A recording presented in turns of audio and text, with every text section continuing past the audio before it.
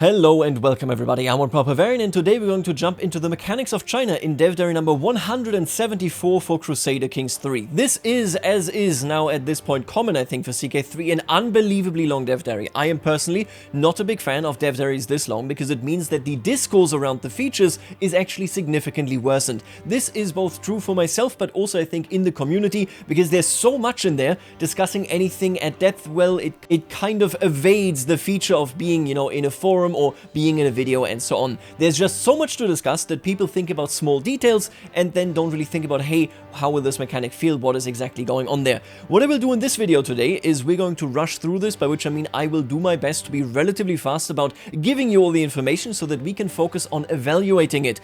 I want to stress that I have absolutely no idea about Chinese history, at least in the context of how should things work on a mechanical level, but I want to look at this from the angle as, does this look like fun? Does this look like something that I want to engage with as a gameplay loop?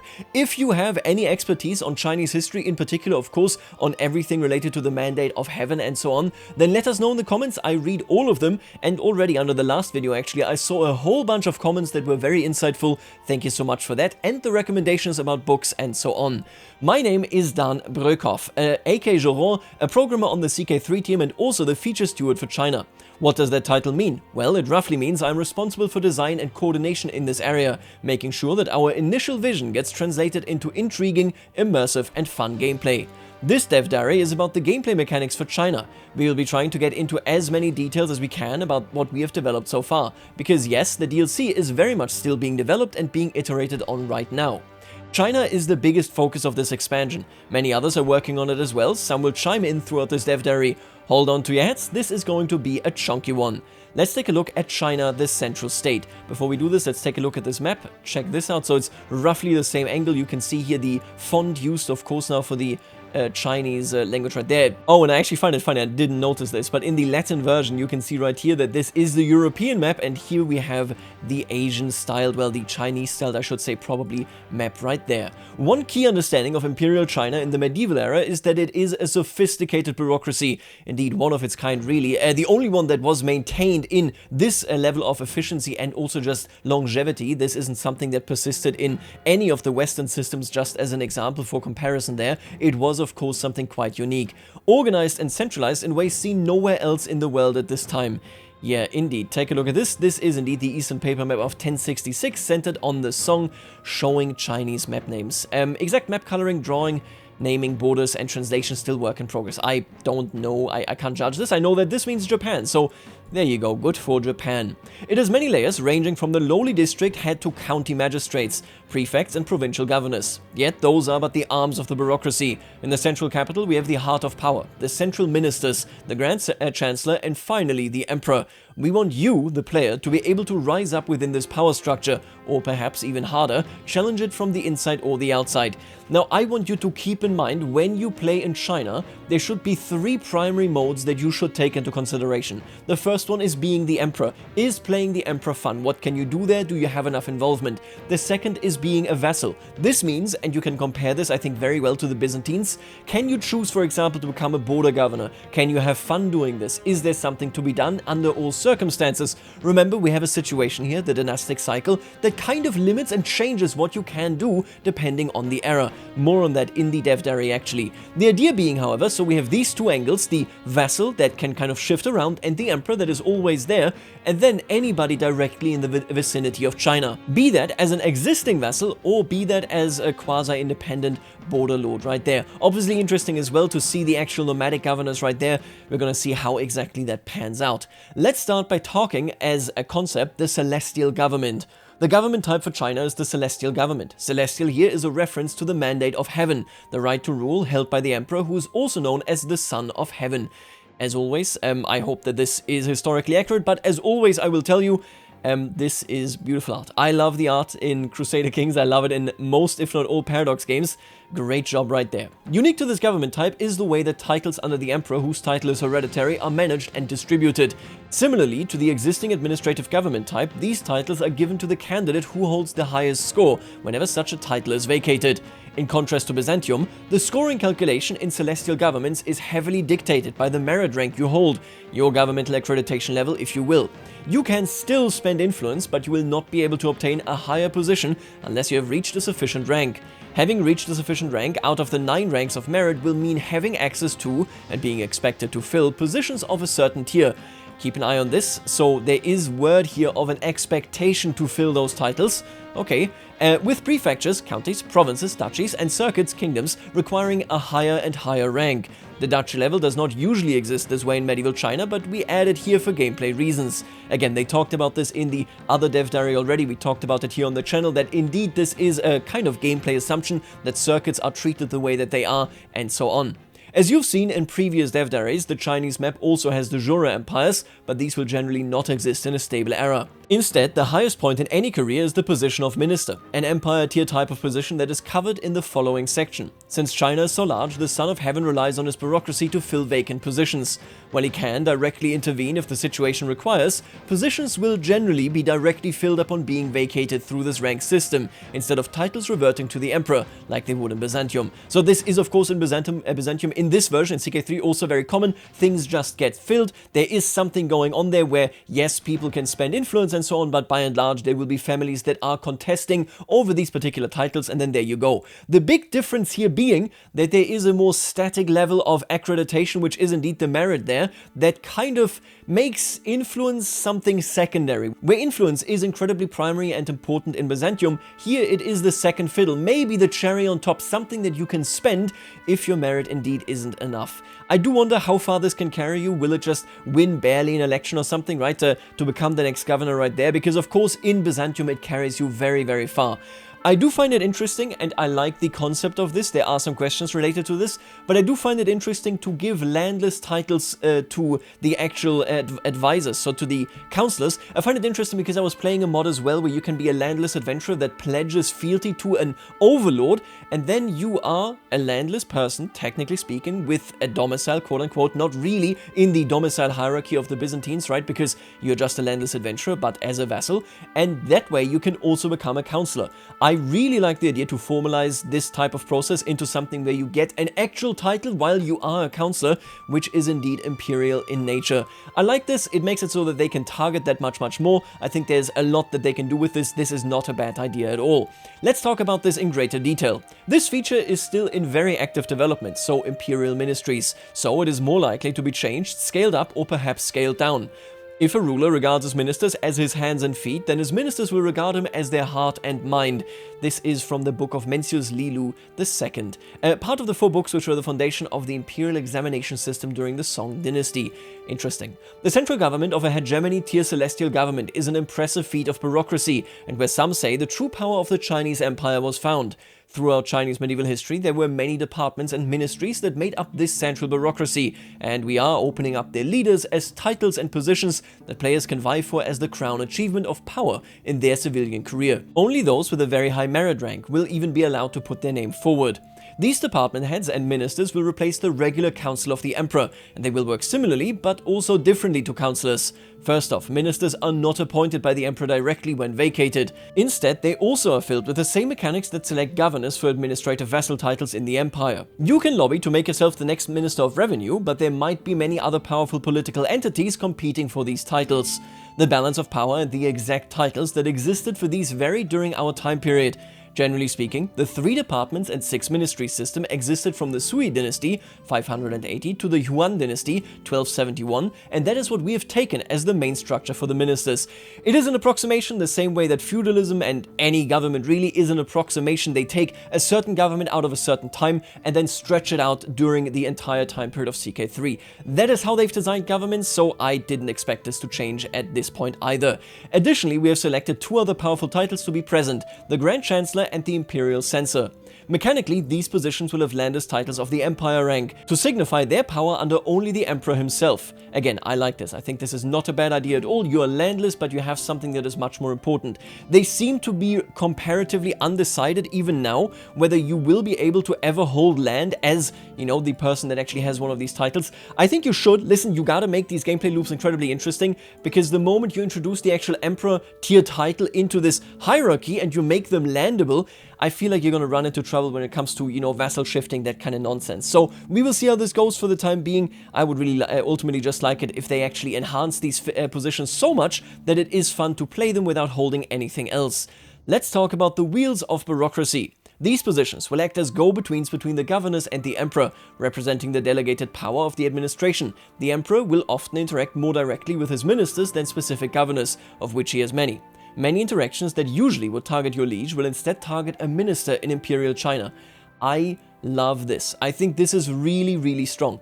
I talked about this in the past already, that with the amount of people that are present in the hegemony of China, because there are so many titles, there are so many governorships, and there will be so many families at the same time as all of this, of course, I like the idea that you don't push everything just towards one person. Right now, everything that happens, and this is a damn shame, we've talked about it in the past as well, for feudal, for clan government, for example, as well, even if you have a regent, the regent doesn't actually get to do as many interesting things. Sorry, but if you are a child, I think it would be great if the region could, for example, host hold court is what I mean right there, or maybe even host, quite frankly, you know, some type of funeral, a feast, whatever it might be. I would like that a lot, because it would kind of make it so that there truly is a shared type of responsibility, which currently with regencies, as much as they do, isn't really the case. I want you to consider, from the Emperor's position, it would be crazy annoying if all of your governors constantly send you stuff. They should rather send it to the ministers, and then you do that. You interact with the ministers, you interact maybe with individual governorships that you care about.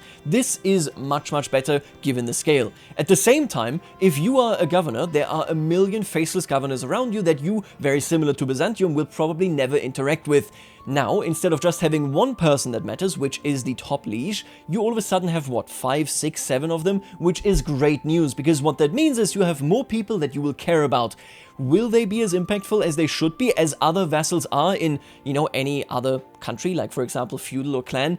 I don't know about this, but I think this approach makes it so that from the top down and from the down to the top, you have a much, much more interesting list of connections, other than just either a wave of faceless people as the Emperor, or just one person, which is of course the Emperor if you're a vassal. I like this idea a lot. One way for these ministers and the Grand Chancellor and Imperial Censor to influence the state is through great projects, which are collaborative projects that characters can start and others can contribute to. More about this in a later dev diary. We already heard about it just a little bit. For example, the Minister of Works could start an infrastructure improvement project targeting multiple circuits, or the Minister of War could start great projects to start preparing for a big military campaign. I love this. This is great. I really like this. The way we look at this now is that we have several people that are stakeholders, they are interesting to us, we can interact with them, we have various tools to interact with them, and they have it on us as well. I really just hope that Emperor to Minister is also interesting, but this sounds great for being a governor and having a couple of faces that actually matter to you. In a realm as big as China, that is one of my biggest concerns. Building familiar relations, having direct actual connections to the world right there, always functions through characters in CK3. If you can't make it so that this is the same in China, it will feel kind of sucky. Ministers will of course get funds, treasury and a salary to be effective administrators, which they can use to pursue projects or agendas. Here we have the Great Chancellor. I will note that we don't have any new buttons here. It's kind of weird. This is all the stuff that we already have in CK3's normal Chancellor role. Not sure. This obviously is an interaction specific to this character. Who knows what that might be? I do love that they are adding these buttons everywhere. Got nothing against the screenshot. Again, I can't prove any of this for historicity. Looks good to me. I like it. You let me know whether this fella right here is indeed in a historically accurate representation. Anyway, I do like this idea, right? This is the Grand Chancellor. Let's take a look at him. Also called the Prime Minister, or I believe Zai Shang, please do correct me, the Grand Chancellor is one of the most powerful political positions in Imperial China. They were the head of the entire civil administration and effectively served as the Emperor's chief executive officer, resulting in them often being seen as the highest ranking official below the Emperor. This title gives many powers, and in some situations is on an equivalent level to the Emperor. This title is also at the top of the Diarch Regency list, stepping in when the Emperor is unavailable. Makes perfect sense. The Imperial censor, right here, clearly takes the role of the spy master, also has 2 interactions, he's very bad at it, but he earned it with merit, I suppose, leading an oversight institution called the censorate. This role has the responsibility to investigate corruption, abuse of power, and nepotism. They also offer advice to the emperor, and uniquely they could challenge ministers, the Grand Chancellor, or even the emperor himself. This role is very similar to the spy master, but lifted up even more in power by the ability to publicly challenge anyone in the bureaucracy, in both matters of illegal behavior, but also moral behavior. Then we have, of course, the ministers. These roles are less powerful than the Grand Chancellor, but more powerful than any other official in the administration of Imperial China. Minister of Personnel oversees civil service appointments, evaluations, promotions, and dismissals. Minister of Revenue handles census data, taxation, land distribution, and state finances. Minister of Rights manages state ceremonies, rituals, foreign relations, including tributaries, and the imperial examination. Minister of War directs military appointments, strategy, logistics, and defense. Minister of Justice administers laws, judicial review, prisons and punishment, and lastly, of course, Minister of Works oversees public works, construction, engineering, and infrastructure.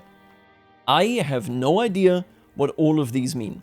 I think these 2 are pretty clear, right? He is essentially the regent, he probably has what I would like to see, maybe he can even host activities, that kind of stuff in the emperor's stead. Then we have, of course, this fella right here, the Imperial censor, making it so that maybe we can start investigations into people that we suspect of corruption, that we can frame and so on.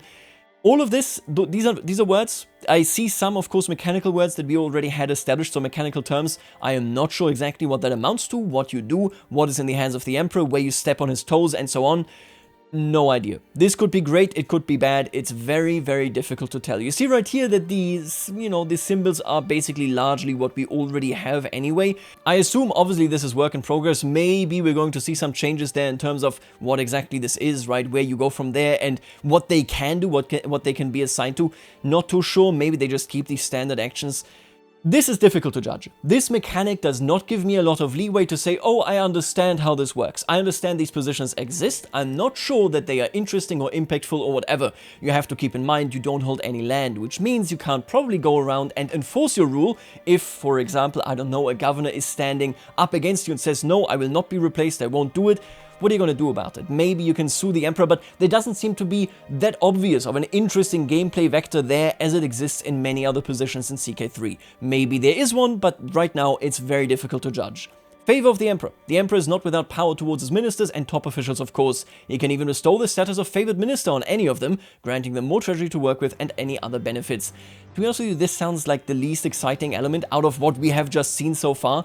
Let's just hope that they have plenty of stuff to do, that they have powers to enforce kind of what they want to do, because otherwise, I mean, yes, you might want to pick up this position, but if you could run a circuit instead that is like a border circuit, you could be conquering, you could be doing interesting things, why would you be doing this, right? This is one of those big topics, I think, that isn't really proven in this dev diary. Let's talk about province and circuit types. Similar to the administrative system used in Byzantium and introduced in Roads to Power, the Celestial Government has province types, designations you can give titles, such as the kingdom-sized circuits that specialize it for a specific purpose. In contrast to the Byzantine system, the number of each of these that you can have is often limited by the circuit type itself, the dynastic circle era, or specific laws. We have created 2 primary categories of circuit types, civilian and military. These correspond to the 2 career paths you can choose within the machinery of the Chinese state. The main difference between these 2 categories is that the civilian types will not have any men-at-arms, while the military types will have title-bound men-at-arms. When civilian or military governors need military assistance, for example from peasant uprisings or worse, they can call in military governors as allies in wars, usually requested via the Minister of War. So you send the request and then you either get something or you don't. If you're civilian, by default you will have absolutely nothing. Okay. Different circuit types will also look different on your government CV, your merit. Governing these titles will grant more or less merit depending on their tax-based size or size of armies. Note, we're still heavily tweaking the advantages and disadvantages of each of these circuit types. These values are not final and definitely will be tweaked. I like this city illustration, looks nice, okay. Very much, of course, looks, it takes inspiration from the way cities look like in anywhere else in the game. Looks cool. Okay, let's talk about the individual types of these types of circuits. Let's start by talking about the standard, which is civilian. This is the most common type within the empire and designated an area that is governed primarily by civilian rule. It does not usually have access to personal men-at-arms or title-bound men-at-arms. You can see right here, tax 100%, levies 30%. Vassal, okay, so you get a merit of 1 per month. Vassal benefits, uses celestial appointment succession. Makes sense. Very boring, nothing too much happening here, which is, yeah, this is just the standard. Then we have industrial, an area of industry focused on production and long-term development. You can have only a limited amount of them active. It does not provide any title men-at-arms. Here we have vassal monthly treasury plus 20%, so you make more money out of it. Monthly merit per total tax paid to liege, so the more tax you pay, which is basically just everything that your actual location makes. You're going to see this in a flowchart later. I can explain it to you entirely, but basically whatever your region makes, you get more merit based on that. Building construction time and cost go down as well. Development growth goes up, and you use the celestial appointment succession. Do keep in mind you can only have 8 of these in the entire hegemony, so that is interesting to consider. Metropolitan Civilian Advancement Era. A circuit type which is focused on efficient administration of urban areas and urban development. It does not provide any title men-at-arms. It can only be assigned when the dynastic cycle is in the advancement era and is limited in number. So here, vassal, monthly merit per total tax paid to liege plus 15%, which is slightly better, yep, there it is, than industrial administration. You don't get more treasury, but you do get more domain taxes, development growth plus 25%, and control growth plus 10%. Increases governor efficiency based on diplomacy, adds an extra 0.5% for each skill point. Pretty good. Uses celestial appointment succession, limited to 5. Honestly, seems okay. You're gonna see the treasury element in just a bit. These right here, the civilian ones, if I'm gonna be honest with you, to me kind of just seem like I would use them to be idle, to build a couple of things, maybe to siphon off money from my treasury, but in general, I probably won't have the most, kind of exciting gameplay right there. Maybe this is where you have your power base while you then start Imperial schemes where you actually do things that, align with the movements. We're going to see that in a second. But in general, I'm going to be honest with you, does not sound like the most exciting element to me, more the base framework. This brings us, beautiful again, to the military administration right here. This administration type focuses on raising and maintaining title men-at-arms and military defensiveness. Development growth is hampered, and you can have only a limited amount of them. They would usually be set on border circuits.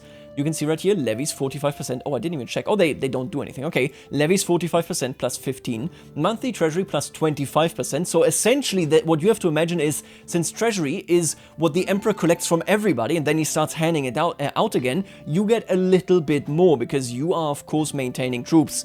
Monthly merit per title men-at-arms base recruitment cost plus 10%. Interesting. Men-at-arms maintenance minus 15%, defender advantage, fort level, development growth, control growth, all of these make sense, right? Celestial commander succession. A military administration that enables the mustering of troops, providing the realm with the means of protecting itself or expanding its borders when necessary. I do, again, want to stress this, it's not something too new right here. Again, the treasury system is new, but fundamentally this quite aligns with what we have in the Byzantine government as well. Protectorate administration military, that is in the expansion era. This circuit type is focused on creating a more independent military entity that could sustain and operate by itself. It can even independently expand its own realm on orders of the emperor. It is only available if the dynastic circle is in the expansion era and is also limited in number, usually reserved for areas further away from the Chinese core lands. Protectorate administration. Doesn't sound exactly like what would be the tributary, right? If we take a look at CK2's Western Protectorate, that would probably gameplay-wise be a tributary. This doesn't sound quite like it. Maybe this is like along the Silk Road as well. Could quite possibly be true, but it looks like it is, since it is, of course, a vassal contract, basically. Since it is that contract, it sounds very much like it is just a direct vassal rather than a tributary. Monthly treasury plus 25%, monthly merit per title men-at-arms plus 15. Let's take a look at this, 25 plus 15. This is obviously better. This is much better. Men-at-arms maintenance minus 30%. Then you get more, you get max, you get men-at-arms damage plus 10%. This makes you into a warfare machine. Unlocks the summon to war interaction, allowing the liege to request the vassal to declare war for a foreign duchy tier title. So this right here is the interaction that you get from there. Vassal benefits, based on martial, you get additional skill points in, or you get additional percentage in governor efficiency. Uses the celestial commander succession. The dynastic cycle does not have protectorate administration unlocked, so currently can't do it, and it is limited to 5. Military, as always, I'm just gonna say this is my fundamental opinion, and the Byzantines, I think, are kind of just broken because the influence just keeps stacking. Maybe merit makes it so that it is slightly more balanced, it is hemmed in. The issue that I see with military right here is that it clearly, to me at least, seems like the most fun approach. You get to do things, you have a bunch of things lying around, people will every now and again be asking for a men-at-arms, which means you can heroically come in. It doesn't strike me as just as kind of scheming and passive as you are when you are in a very prosperous region where you kind of just sit around, you build more things, you become better, you become much, much richer, and just kind of scale up. It seems to me very classic, like very similar to the Byzantines, but again, maybe hopefully better balanced. In the Byzantines also, you just amass wealth, you build up your, of course, your, not your domain, your actual domicile, that's the word. Your domicile, you build it up drastically, and then you go and have some fun in a military region before you become emperor, right? I am curious whether I am wrong about, you know, everything civilian. I will tell you right now, obviously vassal contracts don't have to be the most exciting things, but I'm not looking at this going, wow, this really makes me think this is a new playstyle. Your career, merit, and examinations. How do you prove that you would make a good Confucian ruler? Well, just like in the modern era, you have to take your exams. Exams are the way to get started on your career within Imperial China and other realms that have copied the system from them. You also get to choose your career path, civilian or military. This choice determines what type of positions in the empire you will be considered for. The civilian path usually starts by obtaining a civilian governorship at a low title tier and goes all the way up to the Grand Chancellor, the right-hand man of the emperor. Right, so we have career paths here, civilian and military. I was looking at this and I guess I'm just not sure, right? Maybe this is, because I can't see it anywhere. I really thought, I had assumed essentially that this would actually be split. Maybe 2 experience levels, right? I only see 1 merit right here. I see candidate score, movement power, yada yada yada. Sure, we have completed examinations. Maybe those are what we're looking for here. So maybe these are like civilian examinations, these are military ones. But I hope you get my drift here. I am not too sure that this is actually as divided as they say it is. I have to assume it is, so maybe it's the examinations right there. We have taken the traditional Chinese 9-rank system for merit, which results in a reverse of the usual numbering, going from rank 9, starting rank, to rank 1, best, obviously. Historically, in Imperial China, there was a candidacy grade, which was used for exams, and the service grade, which was used when in office. We have combined the 2 for simplicity. So there's no separate grades that you would get that you could achieve there. They are combined. What you work for with your exams will, of course, immediately bring you into a better position for your actual offices. Subject salary income plus 30%, subject treasury salary expense plus 30%, candidate score, movement score, power, fair enough, right? Obviously, there are no symbols here. These are placeholders. I'm still curious about the military and the civilian path. Maybe there's different examinations. Now, speaking of examinations, let's take a look at what Axel here had to say. Axel is one of the designers working on examinations. As previously mentioned, merit is key to securing government office. A character's merit score indicates how appropriate they are as an official in meritorious East Asian administrative government types. It represents their documented achievements and moral conduct, according to Confucian ideals. An official with a high merit level has a higher candidate score and, if employed, a higher salary. Characters who are not yet employed as governors can attempt to increase their merit by attending examinations. The rank of merit also directly corresponds to how high a position a character can hold. Here we have the Imperial examination. It's a grand activity. You basically have to attend. I am very... First of all, nice outfits. Cool outfits, okay. I am skeptical towards this. Somebody asked under the last video where we talked about this, okay, but if you wouldn't want to do this via grand activities, how would you want to do this? It seems like the obvious choice. And the answer is yes, it is the obvious choice, but I don't think making certain activities mandatory because you have to go there if you're landless, right? So if you don't currently hold a governorship and you want to get better, you have to go there. If you're inexperienced, you have to go there. Making it mandatory to me feels very cumbersome. I enjoyed activities because I go to the ones that I want to go to. I don't have to always keep an open eye, and then when I miss it, I will be very, very sad. Obviously, that still happens like with grand tournaments and anytime really you play multiplayer. But my point is, I understand why this is done the way it is, and I love the scoreboard because this does actually matter whether you proceed to the palace exam, if I remember this correctly. But what I'm saying is, I feel like this could get pretty stale pretty quickly.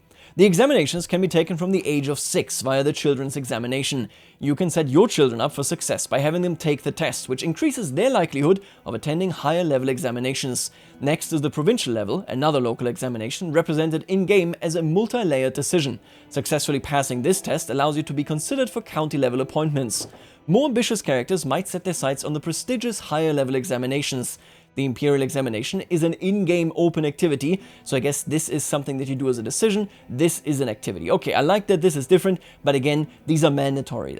Making something that you can't skip like this, it is kind of out of character for CK3.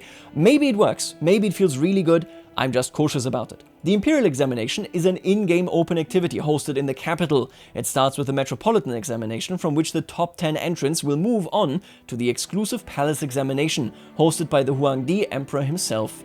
Apart from being generally gifted, being a good student of Confucius is important to secure a good score at the examinations.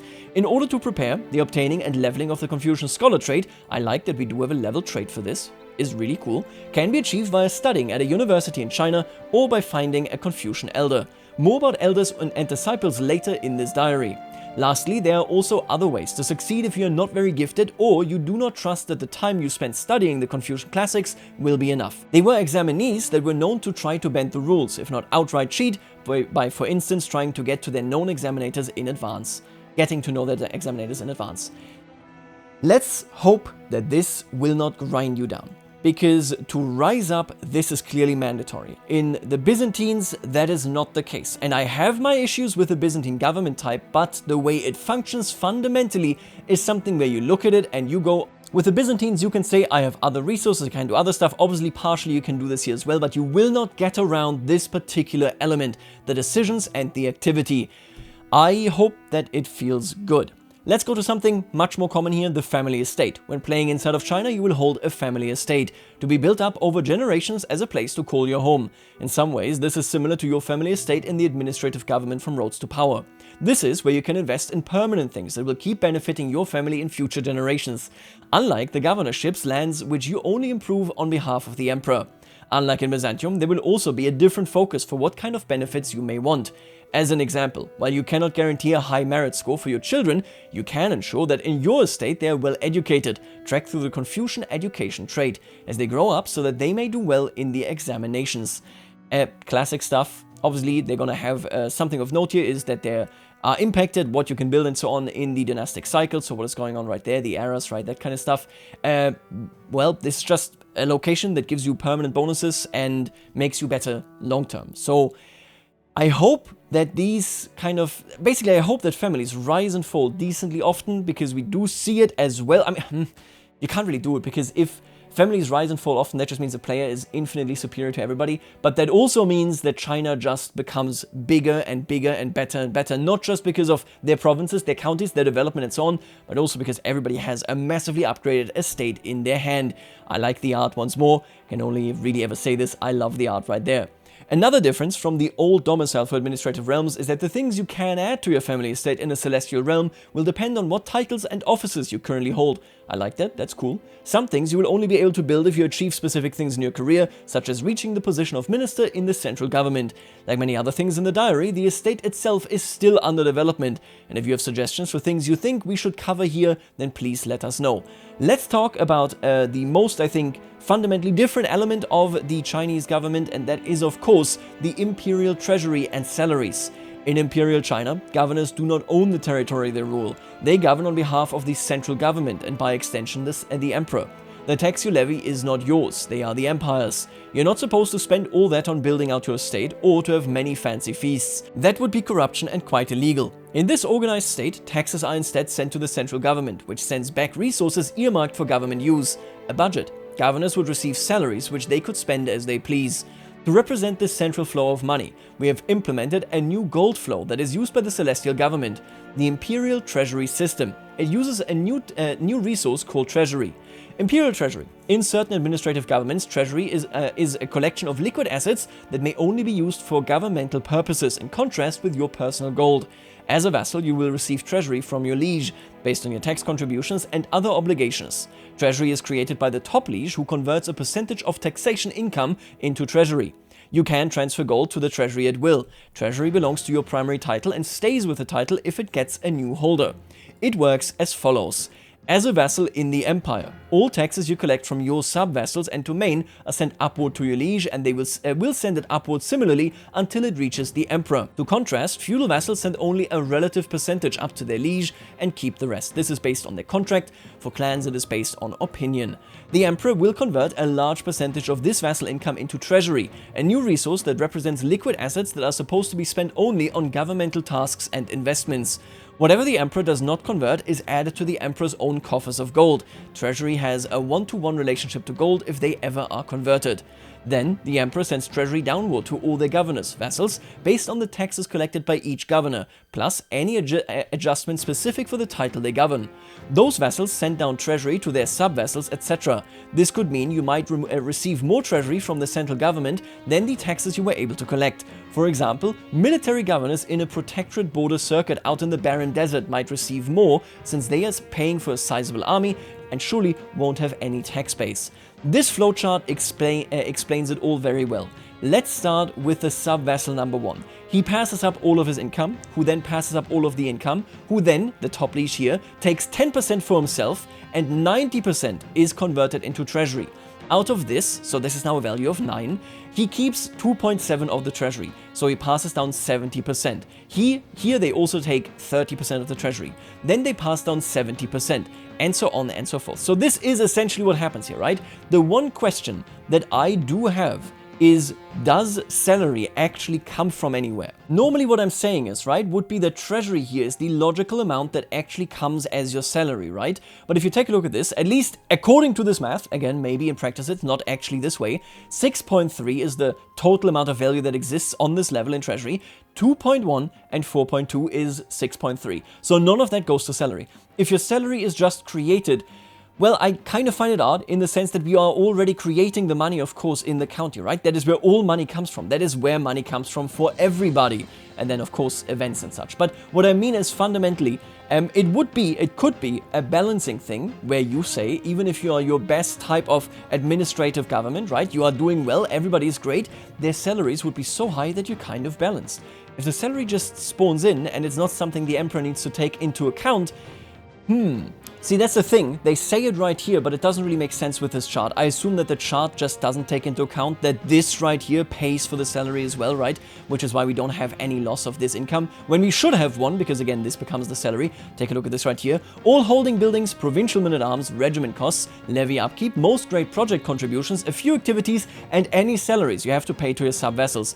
The way it seems to me is that these numbers right here are actually not entirely correct. It seems as though this treasury is kept, which isn't actually the case. This would be a portion of this right here, because then the rest, of course, goes into salary. What that looks like when you have a ton of salary and very little treasury, super curious. I don't know, the chart doesn't talk about it, the text does. Who knows? Conversely, all the things that belong to you privately are paid with gold. Estate buildings, quite a few activities, personal men-at-arms regiments, schemes, a lot of court positions. At any given moment, you can also put your own gold into the treasury of your primary title, but beware, you cannot take it out again as gold. Super, super curious if there's ever a point where you earn less treasury than you owe in salary, right? I doubt it, but it would be an interesting dynamic, but I don't think that will be the case. We'll see, who knows. Additionally, treasury belongs to the primary title of the receiver, so if you were to lose that title, that treasury would move away with it. Makes sense, it's like men-at-arms title troops. So, building up personal wealth is harder in a centralized system. You have your estate, your salary, and any other shenanigans to get gold. Of course, there's also outright corruption, schemes and the like, and some shady decisions. Whenever you or another governor of the empire does so, the dynastic cycle slides more towards corruption. We have rebalanced gold costs for various existing systems to be better reflect that circuit governors aren't actually as rich as kings, even though they are the same title tier, making it so that I assume things are cheaper. The Mandate of Heaven. The Emperor has a new legitimacy type, called the Mandate of Heaven, which has some additional triggers and expectations. It is not always easy to receive the approval of the heavens. Should this legitimacy be lower than expected, then the Mandate of Heaven is in doubt, and change is in the air. The Dynastic Cycle. As stated in our Vision Dev Diary, the Dynastic Cycle represents the ongoing cyclical nature of dynasties and power within Imperial China. Nice art, nothing wrong with this. This era can lead to era XYZ. This is currently advancement, which is a stable era type, and indeed that can change. The dynastic cycle is the tool that we use to represent various different periods and ambitions of China in our game. The key period that we want to be able to represent are the Tang Dynasty, an expansionist China, right? 5 dynasties and 10 kingdoms period, a divided China, so this is chaos. The Song Dynasty, an inward-looking China, where merit, innovation, prosperity, and scholarship were held in high regard. The Yuan Dynasty, a China that was conquered by an outside force, which then tried to adapt the imperial system. And lastly, the early Ming Dynasty, a stronger defensive China, where the emperor held more power over the government with a revival of exams and cultural writings. Since we create an alternative history from the moment we unpause the game, we want these different dynasties and their policies and politics to be able to organically form and evolve. To do this, we created a new situation, a type of persistent, geographically bounded system, called the dynastic cycle, which can be in one of several possible eras, situation phases, that can be representing both the cyclical nature and different types of China that existed. Additionally, this situation gives China a mechanism that encourages it to be united again more easily under the mandate of heaven, because if we add a force that encourages a cyclical fall, it needs a countercomponent for a cyclical rise. So, we have this dynastic cycle, we already learned about it a little bit. It is a situation which is an evolved struggle. I hope that this implementation will teach them quite a bit, because I would like to see more situations going forward. I love the Sicilian one, technically a struggle of course, but I love Rice's Sicilian one, you've seen it in the videos as well. I love the one that is for Greenland, I love a lot of them and I want to see more of them. Now, what can each era change? Each era affects those within China in very significant ways. Aside from the usual modifiers on characters and counties, our aim is to also give each era things that are unlocked by them, that are distinct and useful. These things can be additional laws and policies that can be enacted, new province circuit types, new interactions towards others in China, great projects that can change society, warfare infrastructure significantly, and new casus belli. I think that's pretty normal for struggles right now as well, right? Like that's just what struggles do as well. They can all accept, I mean, obviously no circuit types, but like the CBs, you know, like new interactions, that kind of stuff. Yeah, I don't know. They can also take away some things to reflect a different nature of the realm, such as restricting certain types of casus belli and limiting or forbidding personal men-at-arms. Cool, fair enough, interesting. For example, in the expansion era, the Grand Expansionist Command Army Command Structure law option is available, which enables larger title men-at-arms armies at the cost of a heavy burden on the vassals of China. Disclaimer, not all effects are shown in the screenshot, also all mechanics are not final and have not been balanced. Max title men-at-arms regiment +4, Celestial Vassal Opinion -15, Governor can keep no personal men-at-arms and significantly more title men-at-arms, and cost for liege to call upon provincial armies -75%. I do not enjoy, and I don't want to get hung up on this because this is not what this is, but I do not enjoy that we are seeing, and you can see the law symbol right there obviously, that we are seeing laws that are kind of coming haphazardly as they fit and related to a cycle. I find it really odd. I wish we had a proper legal system. This screen is still originally, of course, from when we had only actual inheritance laws, right? I wish that we had more. This is kind of odd to me, because these laws, I mean, I'll be honest with you, I don't understand why these laws would be behind anything in particular, for example, right? Example of the army command structure, this is only in the expansion era. I gotta be honest with you, I find it very odd. I find the representation here also very, very bad. This takes too much space. Don't want to get hung up on it, but I really need one nice and really good legal system. We already had it in CK2. Obviously, there were many things to complain about with the CK2 one, but that includes CK3, CK2's Imperial government. We already had some interesting laws. I don't like that they all come out as these like individual things where it's like, oh, this law might be interesting in a cycle. I would love if we had a constitution. I know constitutions are something that everybody might associate with much later, terminology, but the reality is that especially initially, constitutions were just seen as the constitution of a state, like not even an actual document or anything like this. That's not the point of a constitution.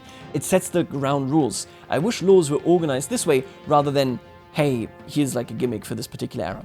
Whatever, not the biggest fan, doesn't matter. Eras and their effects. Stable era type. Each of these represent a prosperous age. The empire is stable and the mandate of heaven is strongly held. These eras enable extra specialized laws, activity opinions, and represent to a certain extent the stated ambition of the government and emperor. If the emperor does not fulfill the ambitions set forward by the stable era, they will suffer catalysts that drive to the era to an unstable era. They can only transition into unstable eras and not into other stable eras directly. Unstable era. Whenever the mandate of heaven is not strongly held and the empire is not operating at its peak, the dynastic cycle is considered to be an unstable era. These eras signify that the cycle is turning downward, but it can still be turned around with a lot of effort. If you are an ambitious servant of the empire and you think that you can fulfill the mandate of heaven better than the current emperor, now might be the time to consider your options. I assume this is both into the stable and into the chaotic era.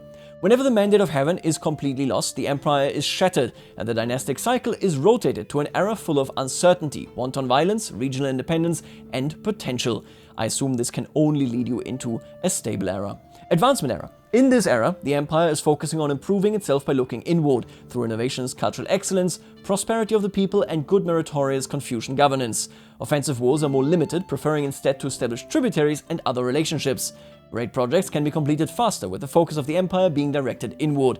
Imperial exams can focus on producing the best governors that the empire has ever seen. Historically, the Northern Song period would be in this era, and this is what China has at the 1066 start date. Let's take a look at this, again, not final. Hegemon's legitimacy expectations are raised by 1 after 50 and 100 years after the stability situation phase started. Hegemon is unable to declare offensive wars outside the land under the heaven region. Grand Chancellors integrate title Council task progress plus 10, metropolitan administration unlocked, the Imperial examination can be hosted with the efficient government's activity type, and you get a bunch of character effects right there. Expansion era. In this era, the empire is focusing on growing stronger through looking outward, pacifying frontiers, expanding its reach through military force, tributaries, and the Silk Road. The empire has more tools in its belt to expand. New casus belli, more armies, the imperial exams can focus on generating great military strategists, and a specialized protectorate administration circuit type is unlocked. On the flip side, there are some downsides to this era. Vassals that are not administrative might war among themselves. It is harder to integrate lands into an ever-expanding empire. Rebellions and unrest are more likely. Historically, the early and high Tang periods would be considered to be in this era. The early Ming period could perhaps also be in this era until it turned more isolationist. Note, these effects are not final. Expansion. Hegemon may use the imperial expansion casus belli. Non-administrative vassals may openly declare wars against administrative or non-administrative vassals. Conquered duchies and kingdoms grant hegemons more legitimacy. Hegemon may offer tributary at twice the distance. Hegemon court position salaries plus 20%. Hegemon may appoint low merit counselors and court positions without progressing towards instability. Okay. Protectorate administration unlocked. The imperial examination activity can be hosted with a military focus, and you get a bunch of changes. The life expectancy they already mentioned here. They want to just showcase that this is kind of like, it's a better one, like you're doing better in general because it's stable. They're going to move this modifier elsewhere, but they want people to live longer. It could just be because they have less resources, but that would require balancing, so okay, let's forget the snark. Okay, let's move to the instability era. The mandate of heaven is seen as wavering, either through corruption, popular unrest, foreign invasions, the emperor acting against their own stated ambitions, non-meritorious behavior, or all of the above. This is the general era that China can be in when things are uncertain. The bureaucratic apparatus is stuttering, bringing in less taxes, corruption is easier to commit and more common, populist and peasant factions are more likely to express their discontent through violence. Distant parts of the empire might drift away or even declare independence. Historically, the late Tang era could be considered to be in this era, pushed into it by a massive Anlu Shan rebellion. This means that our early start date in 867 is in this era. Right. Government effects. Grand Chancellors integrate title council task is disabled. Calamities occur more frequently. They already said they don't mean natural catastrophes, they mean political ones. Populist factions and peasant factions are more likely to be created and have more members. Non-administrative vassals can use seize hegemonic county, instability, and seize hegemonic duchy, instability casus belli. Non-administrative governments are more likely to declare internal wars. Governor efficiency is reduced by 5% for each of hegemon's legitimacy level below level 5. Non-de jure vassals and tributaries are more likely to declare or demand independence, and reduced vassal penalties for declaring or demanding independence. Then right here, classic stuff. Okay. Conquest era. The mandate of heaven has to be taken by a force that is not inherently China, or has been taken. This era is specifically triggered when the hegemony of China title falls into the hands of someone who does not have the celestial government or a cultural heritage that is not Chinese. Their government type will become celestial when the title is taken regardless. This era presents a time when the cultural cohesion of China is shaken, and with it the mandate of heaven. This foreign emperor can try to adopt and earn the mandate of heaven and steer China into another stable era, or they can fall into a chaotic era where multiple forces strive for dominance. A conquest dynasty like this is also able to exert an aggressive outward expansion, since that is what most likely got them here in the first place. Additionally, they can try and make their culture dominant by preferring those of their own culture to hold governorships. Historically, the Yuan dynasty period, which started when the Mongols under Kublai Khan conquered the majority of southern Song, would be of this era type. Here we have conquest. Hegemon may use the imperial expansion, casus belli, conquer duchies and kingdoms, grant hegemon more legitimacy. Grand chancellors integrate title council task is also disabled, so it is all about blobbing. Hegemon may use the promote culture governors decision to favor governors of own culture, just changing their rating, I would assume, right? We got classic stuff right here. Life expectancy is up actually as well, which is fascinating, okay. Chaos era. The empire long united must divide. When this era starts, the hegemony of China title is destroyed, and all direct vassals of the emperor become independent. Those ambitious enough can declare their own intent to claim the mandate of heaven and adopt a dynastic name for their realm. The Celestian government type is continued to be valid for these realms, but no true emperor exists. The bureaucracy continues, but decentralized and less strong. Alliances are quickly drawn up between those sympathetic to one another or merely out of necessity. Historically, the 5 dynasties and 10 kingdoms period would be in this era. If you start in the early start date in 867, when the tongue is in the instability era, you're likely going to end up here. Increased legitimacy from completing great projects, cool. Gain legitimacy by appointing characters with high merit, affected positions, governors, councillors, court positions. Gain access to claim the mandate of heaven decision. What is divided can be reunited, however, through a new casus belli that allows for wars to be plentiful, all in the name of the people and the mandate of heaven. Consolidate the land under the heaven. Right. If one ruler achieves to control 75% of the de jure hegemony of China title, they can claim the mandate of heaven via a decision and start a new imperial dynasty. They will be able to select their imperial dynasty name, if they have not done so already, and select one of the 5 Wuxing elements for their dynasty, coloring China on the map in one of 5 possible colors. They have learned a lesson. When it comes to the design of situations slash struggles. Struggles are a cool idea they really need, and people all the time complain that, for example, a struggle phase ended involuntarily. Maybe they now have to wait until they can click the ending decision, yada yada yada. And people are not inherently wrong with this. I do think that there is space to say, okay, maybe you just have to deal with it. The general tendency kind of changed here. Maybe struggles should be turned into something that is a bit more flexible, and what you can do maybe just changes costs rather than forbidding things outright, which is very common in the struggles that the base game added. I will tell you they clearly learned that lesson here. Obviously the dynastic cycle is longer lasting as is anyway, but fundamentally what they're saying is we want you to focus less on pushing yourself into a different direction and more enjoying what you currently have. I have previously named the 3 interest groups right here, which are people that are on top, so the emperor, which are the people inside of the empire and outside of it. It seems to me, whether you are celestial or not, all of these neatly, very nicely impact you if you are a foreign ruler somehow, somewhere in the vicinity of China, which I really like. They clearly designed this with these 2 lessons learned, that you want to impact those people more and that you want to have players focus less on kind of rapidly advancing into a different position, which you can do, of course, but rather making it interesting to be in the current position that you are in, whichever one this might be. This is why it is monumental when an era changes, rather than just something that naturally happens every now and again. That is one of those things that many players didn't like. I think they're taking a great lesson away from this, and we're going to see what that means for future situations.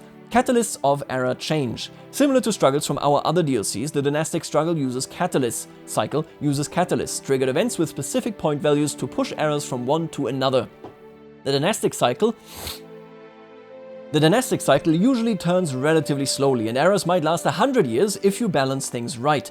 The general flow of era change is stable era, unstable, chaotic, stable. There are some exceptions, of course. Unstable eras can lead back to stable eras. We already mentioned this in the past. Catalysts come into play primarily in the stable and unstable eras, and here are some examples from the advancement era towards the instability era. Right, the hegemon loses the mandate of heaven, if legitimacy is at rank 0.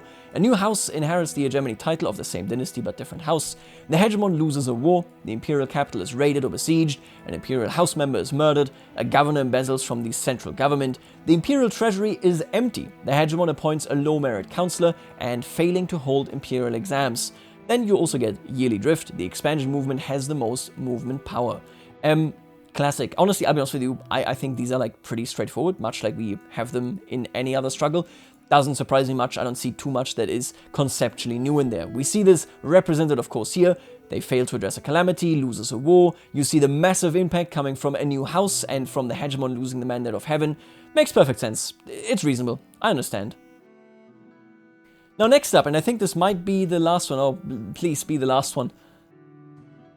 Now next up, and this is the last major topic here, which makes me very happy. Hi, I am Arcadius, or PDS Archi, and I'm one of the designers working on the dynastic cycle in China. One of the new mechanics I've been responsible for is the political movements in China.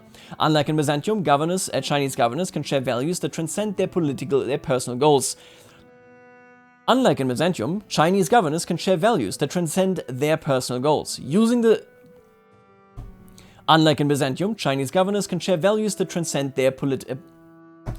Unlike in Byzantium, Chinese governors can share values that transcend their personal goals. Using the situation participant group feature, we have created 4 distinct political movements in the dynastic cycle situation. Sorry, it's been a long dev diary. Pro-dynasty, characters in this group support the emperor in everything. Expansion, they want to change the dynastic cycle to the expansion era. Advancement, they want to change the cycle to advancement era. Conservative, this movement seeks to resist reform, instill a moral hierarchical order, and empower scholar official elites.